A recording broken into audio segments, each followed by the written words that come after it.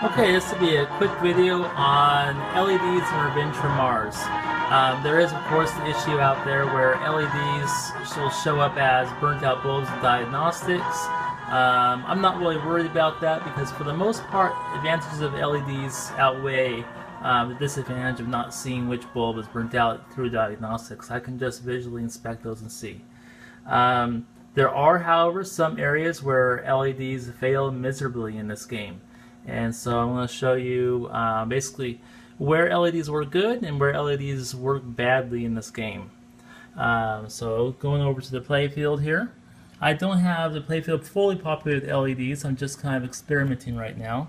But here you can see an example side by side of insert lid with LED versus incandescent.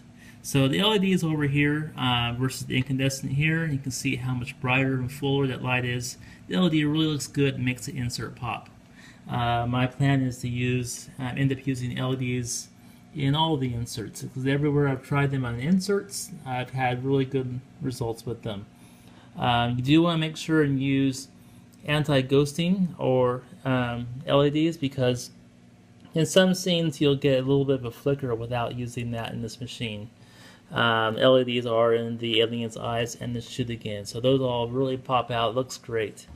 LEDs are good in general illumination. You can find some get some nice effects if you use different colors. Here I use a little bit of a green here down by the flippers.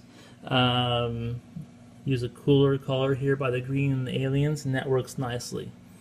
Where LEDs do not work is in the illumination of the upper playfield area, mainly around the pop bumpers and up here by the right ramp. The problem with LEDs up here is that during certain scenes, and specifically one example that I'll show here in a moment is Martian Happy Hour, while the ball is away from the upper area, it will fade or dim this area. And it does so by sending a fast strobe to the bulbs, which works fine with incandescent. It gives you kind of a dim 50% brightness effect.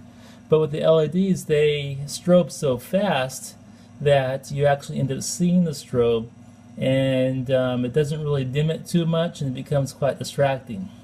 So to show you an example of that, go ahead and start a game here real quick, and I'll show you that effect that is no good with LEDs. So here the LEDs have gone off. That's perfectly fine. Start the game. You go full on to once the ball's up here, but as soon as the ball leaves, it's going to dim, and you can see the effect that we get. There it is. How about those Venus babes? And so that's not the effect that we want.